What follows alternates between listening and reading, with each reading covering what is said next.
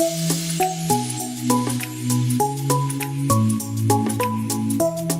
always define myself as an academician by profession, a writer by choice, and a youth activist at heart. So if I'm not a teacher, I would be somewhere doing something for the welfare of the youth and working towards youth empowerment. I think that is my mission. Hi, I'm Dr. Divya Ghai.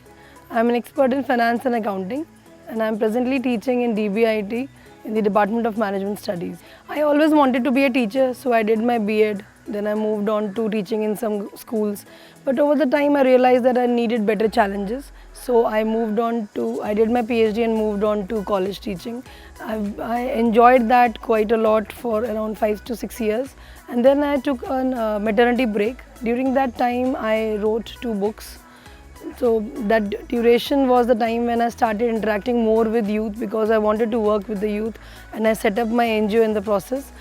After that, I realized that there is a lot of work to be done in the college space also, because that is the challenge I faced in my NGO career. So after that, I came back to teaching here, and now presently I'm teaching in DBJ and trying to give my inputs and my experiences that I've learned over the years to the students. Right. During the maternity break, I wrote a book. The book is called Stop Fooling Yourself and Improve Your Life Every Day.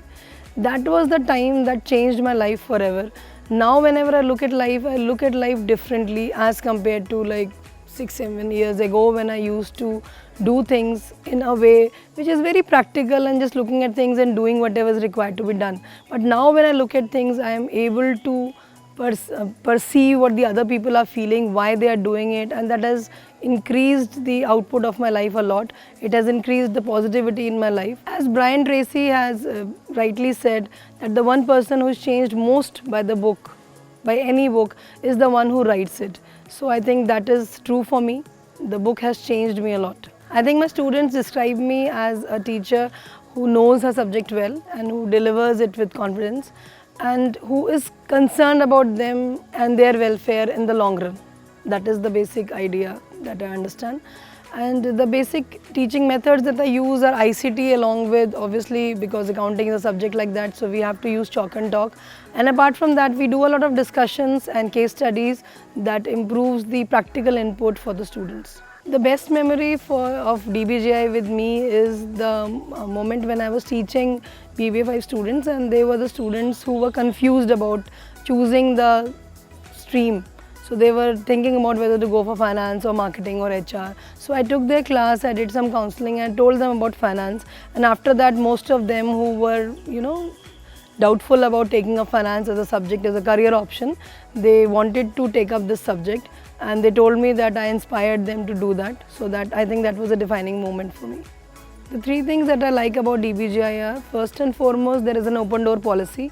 The senior management is accessible to us, they listen to our suggestions and they try to incorporate those things. Second thing is that the procedures and processes are very clear cut. People know what they are supposed to do, whom they are supposed to approach, and that makes life really easy. And the third thing is that the team, the faculties and the staff are positive. They want to work together as a team and they want to contribute towards the betterment of the students. I would like to tell all the DBJ aspirants that any college is as good as the students. So wherever you are, whenever you come here, try to give your best to the college, try to take the use of the resources and the inputs provided to you, and be true to your work. Whatever you are doing, be honest to that, and I am sure the success will be yours.